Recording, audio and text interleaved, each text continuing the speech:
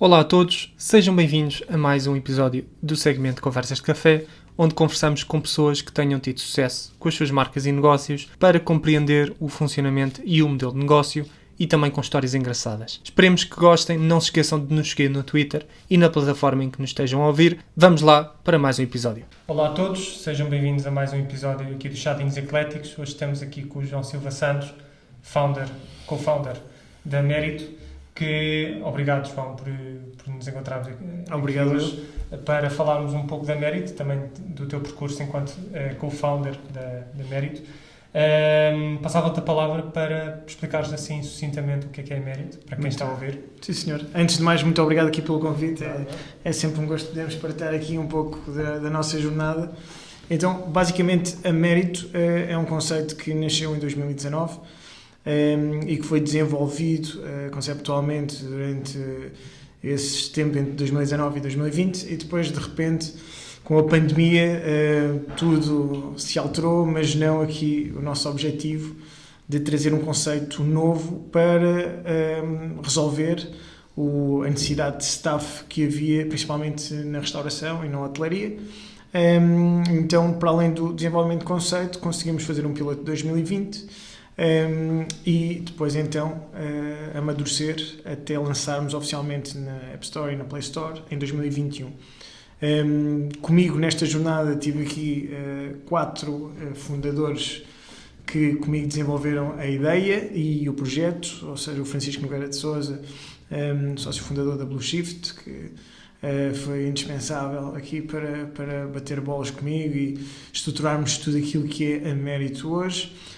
Depois o Ronaldo Marques, que é fundador da Fornax, uma empresa multinacional na área de tecnologia, que então desenvolveu tudo aquilo que é a nossa infraestrutura e a nossa solução tecnológica. E depois também o quarto sócio, o Manuel Mendes, que também tutela aqui a pasta legal e o paradigma onde a Mérito assenta. E, na verdade, a Mérito é algo muito simples, ou seja, é uma plataforma de tecnologia que basicamente liga profissionais freelancers independentes a necessidades de staff nas empresas de hotelaria e restauração. E isso é feito de uma forma muito simples, ou seja, as empresas publicam as suas necessidades e estes profissionais recebem convites de trabalho, que pode ir de 4 horas a vários dias, e aceitam-nos quando querem, onde querem e com quem querem, ou seja, esta é a liberdade que vem dar aqui a diferenciação. E realmente na plataforma poderão registar-se profissionais que acabaram de chegar ao setor sem muita experiência ou profissionais com bastante experiência, porque ela está estratificada por níveis, ok?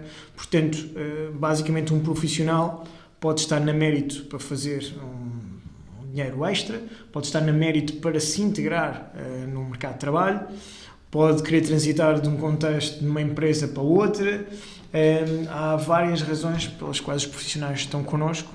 Agora, estão connosco de uma forma bastante interessante a nível de crescimento da plataforma, desde 2021, abril mais precisamente, porque conseguem ter um contexto onde equilibram o trabalho e a vida de uma forma inédita. Ou seja, eu costumo dizer que eles conseguem encaixar o trabalho na vida e não o contrário. Okay? Portanto, ao realmente fazerem um compromisso profissional que nós designamos por gig,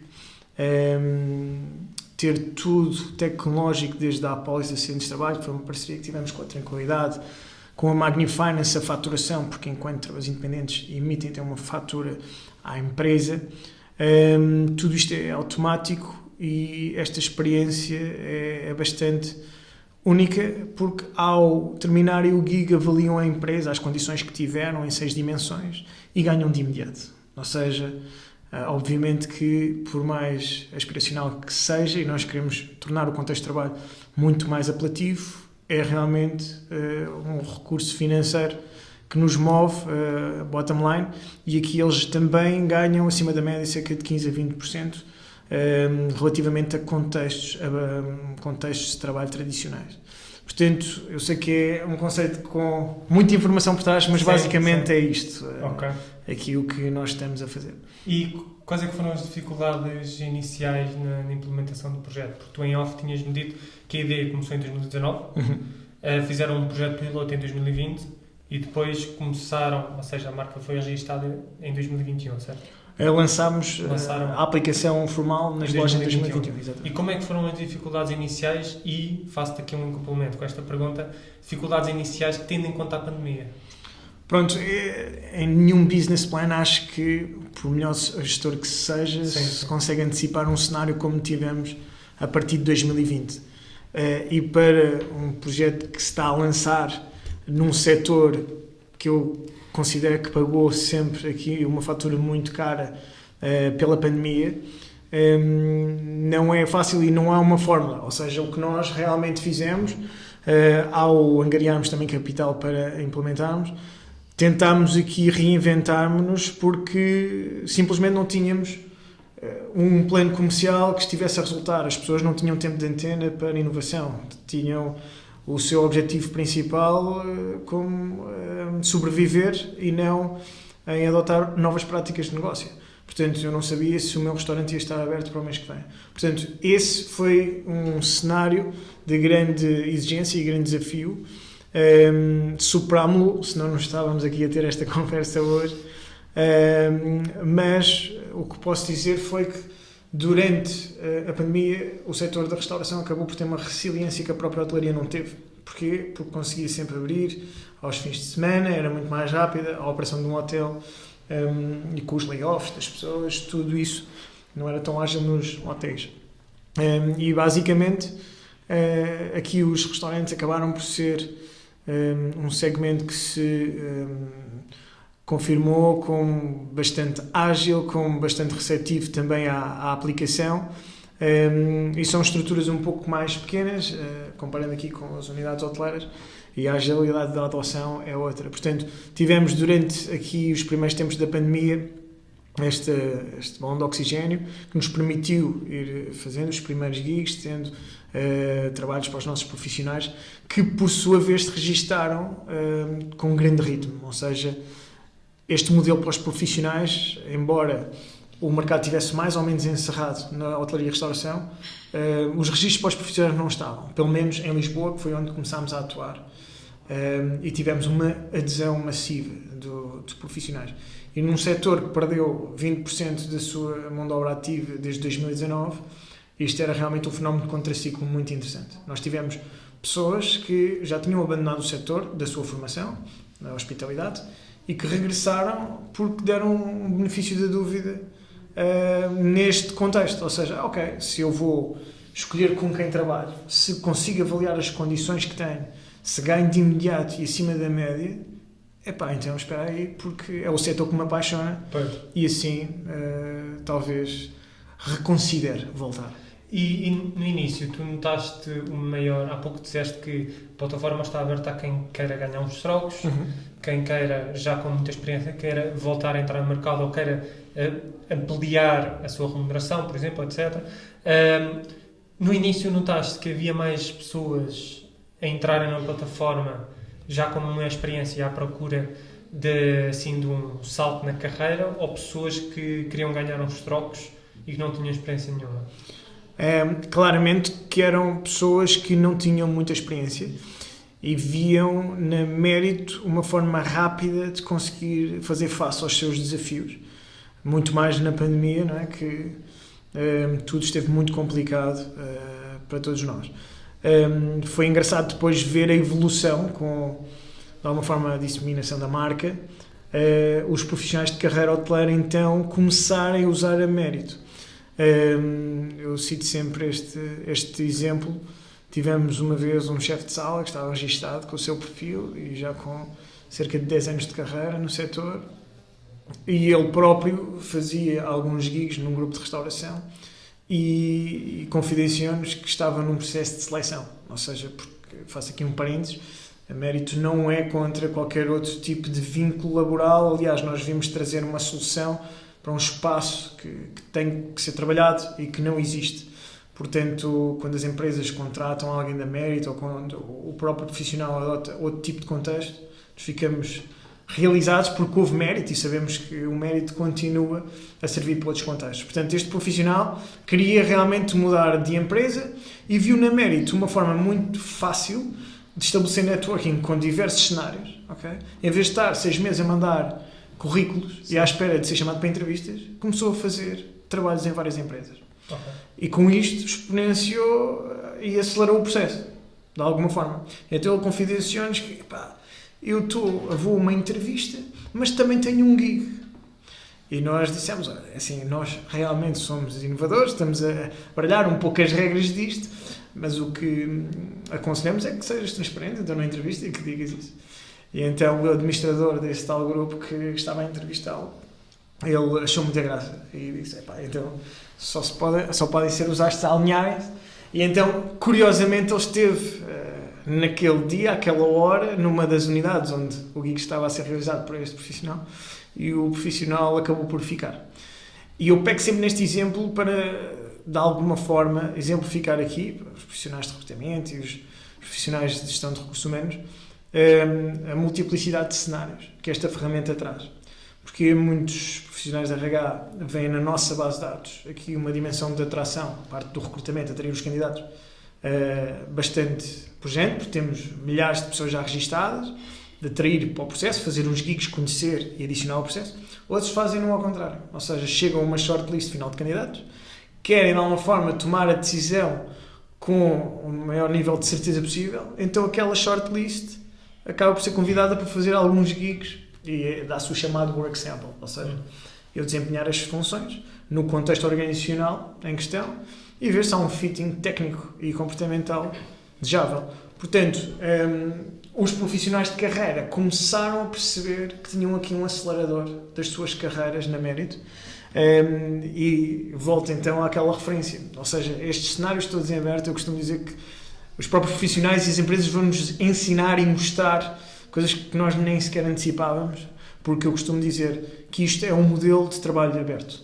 Okay? É uma ferramenta. Nós não somos uma agência de recrutamento, não somos uma empresa de trabalho temporário, somos realmente algo diferente e que pretende ser uma ferramenta bastante ajustada à tipologia de operação de cada cliente que temos e de cada carreira dos profissionais que confiam o seu registro aqui à aplicação. Ótimo. E no início, assim, complemento com a pergunta das dificuldades iniciais, que skills é que tu tiveste de aprender no início para te adaptares? Porque tu já vinhas do meio, já conhecias mais ou menos o meio, certo? Ou seja, tinha algumas referências.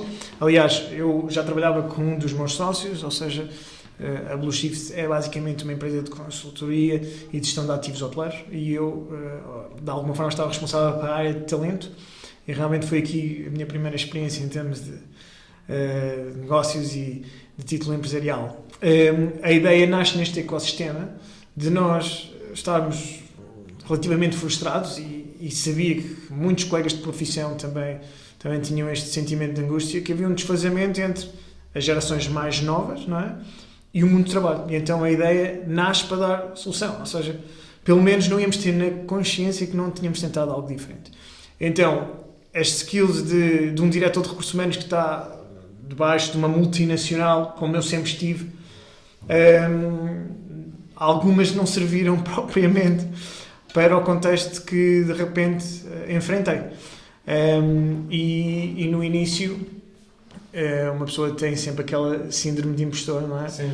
Alguém no meu lugar estaria a fazer muito melhor do que eu, mas a prática e a aprendizagem que é viver o dia-a-dia da criação, da testagem, da aprendizagem, do erro e da melhoria desse erro, acaba por ser um acelerador muito grande dessas skills.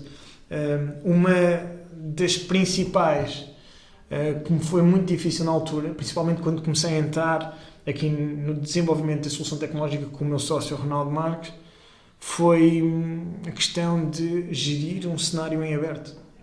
Ou seja, nós tínhamos os nossos protótipos, nós tínhamos as nossas wireframes, mas de repente nem os recursos que tínhamos, nem o tempo permitiam que fosse tal e qual como nós Sim.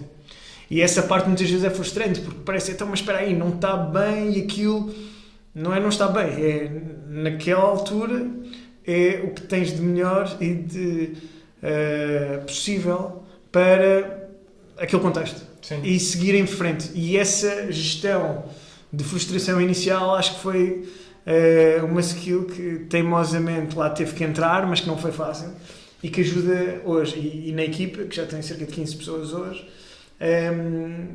os que entram de novo e de contextos que não estão propriamente muito ligados às startups e ao empreendedorismo, é uma das skills onde mais incidimos, ok? Sim, porque a sim. gestão emocional que é subjacente a esta realidade é grande, ou seja, é muito intensa. Isto é uma roda viva, é uma montanha russa, portanto tens de estar preparado para, ok, ainda não está perfeito, ainda não está terminado, mas está como está e tem que ser deployed, tem que ser entregue e vamos corrigindo, vamos melhorando.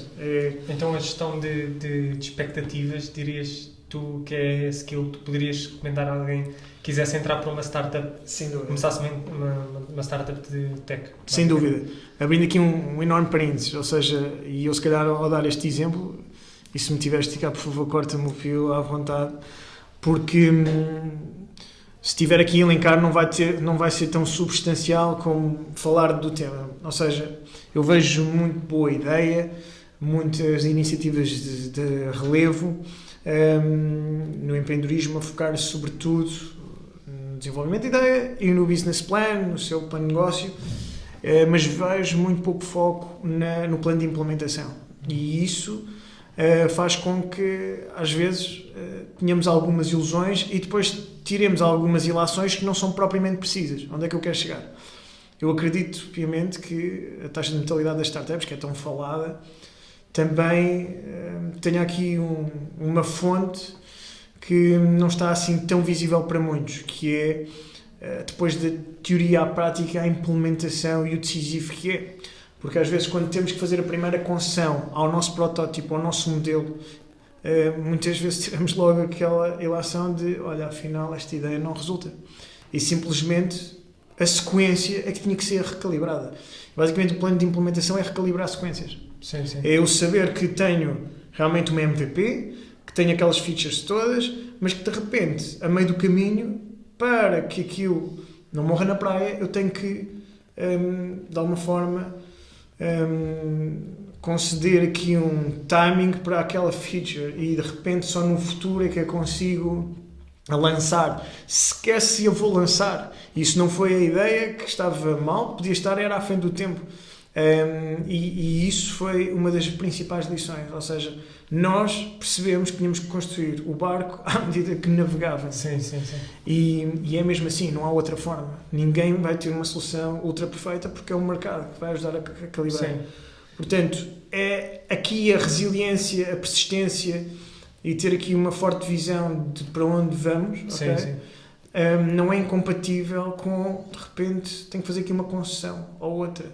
Ou não ir já para aquela parceria que tinha no plano de negócios, porque de repente o termómetro não está condicente, seja uma pandemia, seja de repente a nossa estratégia comercial, a nossa equipe comercial, tinha as portas todas fechadas. E até nós falámos sobre isso em off, porque a necessidade de adaptar o produto ao longo da jornada. Exato. Porque às vezes há certos problemas, por exemplo, a pandemia, que nos apresentam uma ideia de que nós podemos ter, como tu disseste, podemos ter a ideia perfeita, podemos estar 100% preparados, podemos ter a equipa perfeita. Se aparece uma pandemia, está fora do nosso controle, Correto.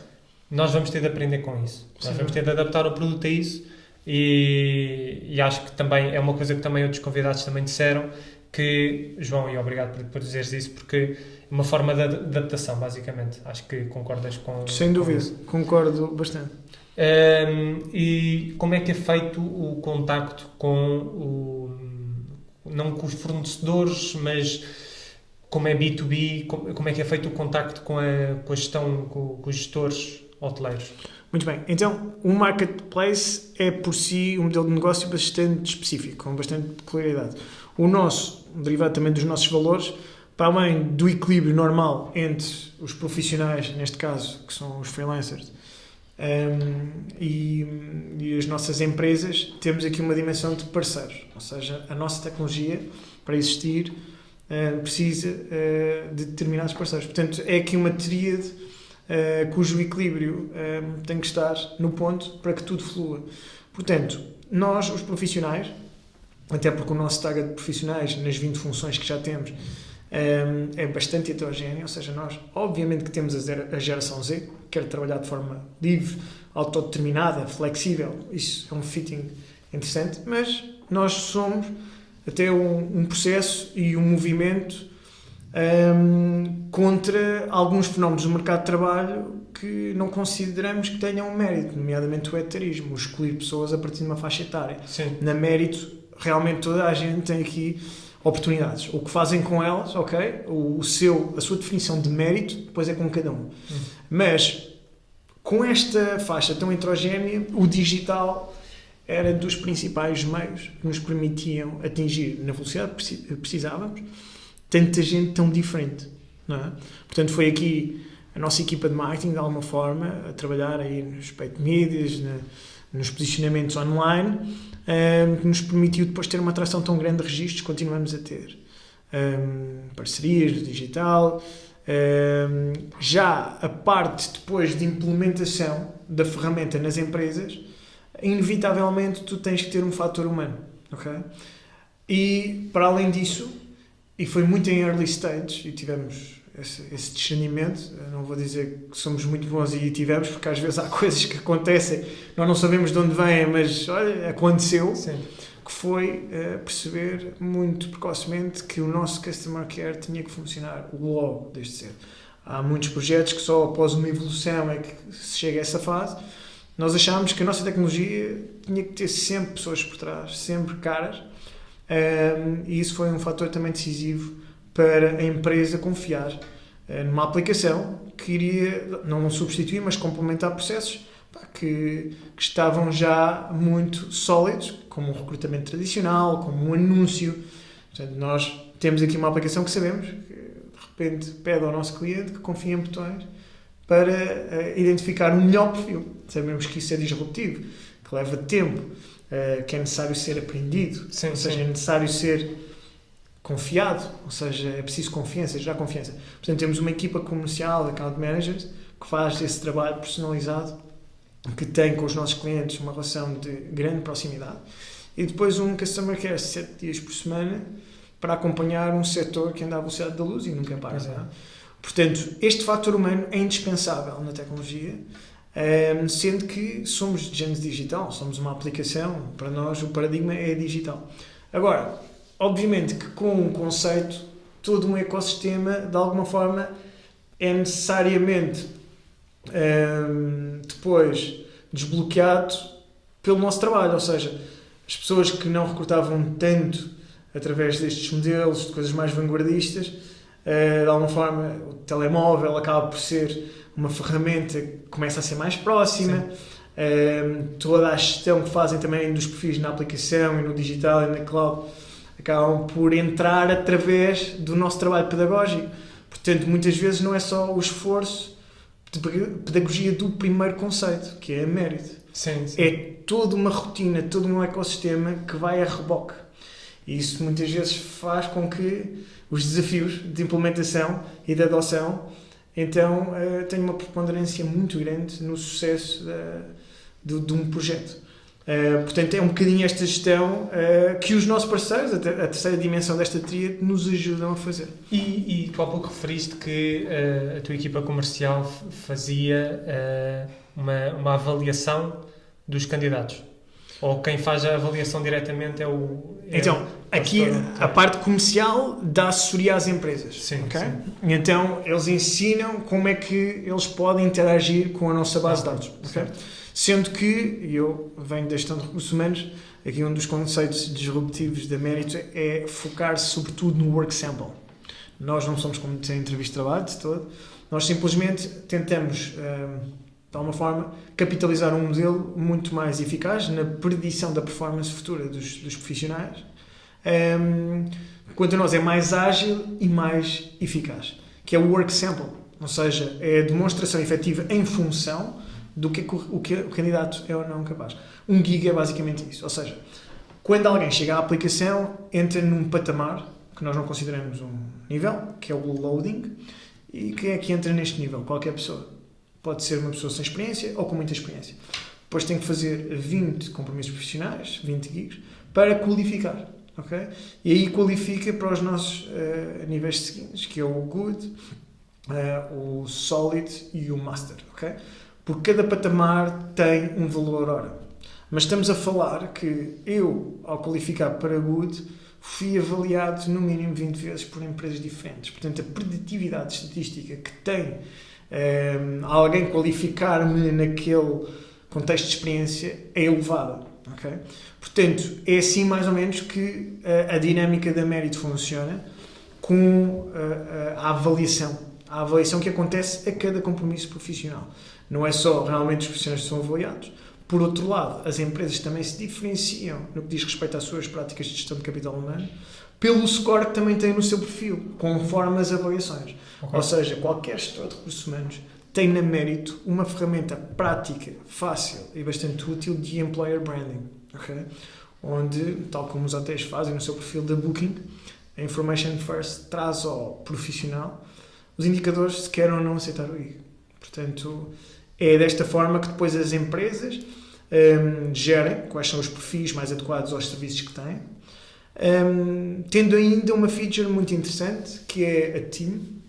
Ou seja, quando eu conheço determinado mérito, ou seja, os profissionais, eu peço desculpa dos jargões, já invadiram o meu discurso, mas eu explico, ou seja, o mérito é o nome que nós designamos aqui aos nossos profissionais. Quando realmente eu gostei e o mérito também se identificou, eu, a empresa, posso convidá-lo para uma team. E aí, quando eu lanço, publico uma necessidade, eu posso publicar essa necessidade direcionada já para determinada pessoa. Portanto, isso é outra ferramenta que os hotéis e restaurantes estão a usar bastante.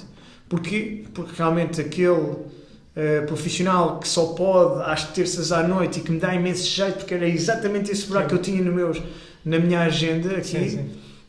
Fica na minha team para esse serviço. E esse profissional eventualmente faz mais serviços em 2 ou 3 casas e depois estuda. Portanto, é um puzzle que nós conseguimos complementar. Aliás, tenho muito orgulho também em ver que os gestores da restauração, muitos têm aprendido a usar a aplicação de forma exímia e há um fenómeno que eu já conhecia há bastante tempo, da parte da hotelaria, que não abonava muito em favor da atratividade do setor, que eram os chamados horários repartidos. Ou seja, eu tenho que fazer uma fase do meu horário de manhã, depois tenho um interregno e só regresso à noite. Isto é extremamente violento para alguém que fica ali em suspense, não é? Sim, sim. E que não viva perto, por exemplo. Exatamente. Ou seja, sempre foi uma luta que eu tive enquanto gestor de recursos humanos, em alguns contextos, e de repente o que os gestores de restauração começaram a fazer através da Mérito é: eu tenho uma pessoa de manhã facilmente e tenho outra à tarde. As duas estão motivadas porque as duas têm estas disponibilidades de horário que se complementam. E de repente, em vez de ter um problema, tem realmente uma solução fácil. Porque realmente o nosso algoritmo trabalha 24/7. Não tem aqui limitações humanas. É a vantagem da tecnologia. Exatamente. Que dá também um ritmo a quem precisa, não é, de resolver as suas necessidades operacionais, completamente inédito. E faço-te agora uma última questão.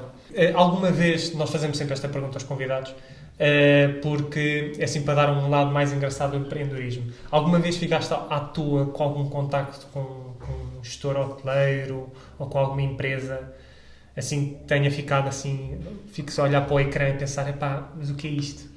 Tipo, mas de uma forma engraçada, atenção.